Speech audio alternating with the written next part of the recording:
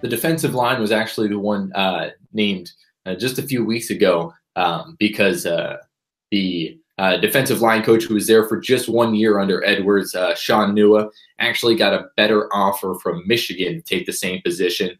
I believe it was somewhere in the $600,000 range. ASU tried to counter with somewhere around 500, 400 there, and he decided to go to Ann Arbor instead. And that's not a massive loss. I knew Nua was very highly regarded amongst the defensive linemen, but he was only there for a year and didn't have too much continuity with the guys. So it's not like a coach who had been there for 4 or 5 years and kind of really developed a culture and recruiting and all that stuff. So that one's not as big of a hit just because of the timetable.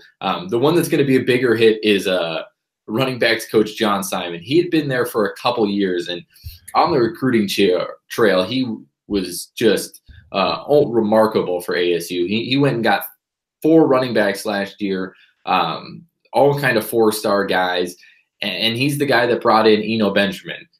Those two had developed an incredibly close relationship that seemed like kind of Simon was a lot of the reason that Benjamin was able to be so good and get so many touches and do all that stuff.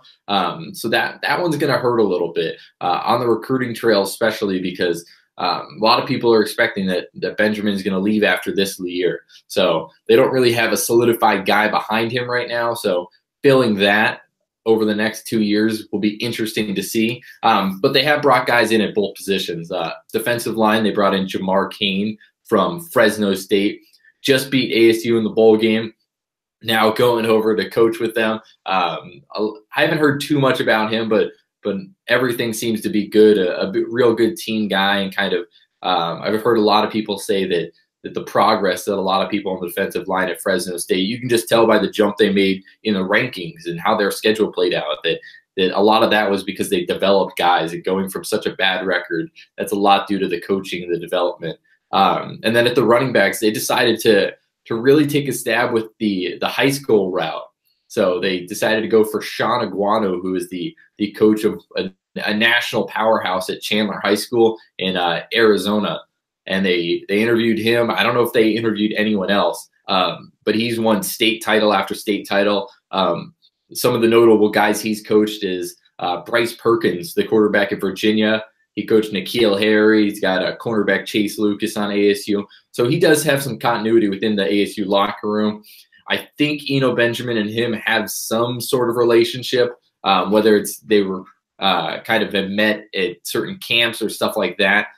So that'll be interesting to see how he kind of fits into that running backs room, and how a high school coach fits into the Herm Edwards thing. But above all else, I think they kind of got him for the ability to recruit in-state, knowing these in-state players as Herm Edwards kind of transitions into this new college lifestyle of if you can have someone that knows pretty much every good high school player in the state of Arizona, that's going to be somewhat of an edge. And I think that's what Aguano is going to bring to them. All right, Jordan, I'm guessing, just an educated guess here, that you're going to be our first priority in terms of a spring training report, because I don't know if anybody else out there that's getting going quite that soon. So we'll be reaching back out to you, and of course plenty of other things to talk about with the schedule and the positional breakdowns and battles waging war there starting in February. So Jordan, we appreciate you stopping by. Awesome. Thanks so much, Mark.